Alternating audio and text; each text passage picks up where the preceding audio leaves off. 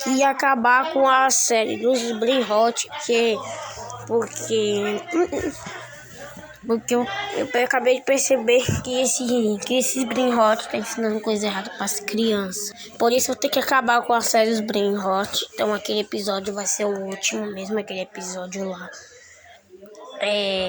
do final da série. Então não vai ter continuação, não vai ter mais nenhuma continuação, mas a gente apagou os vídeos.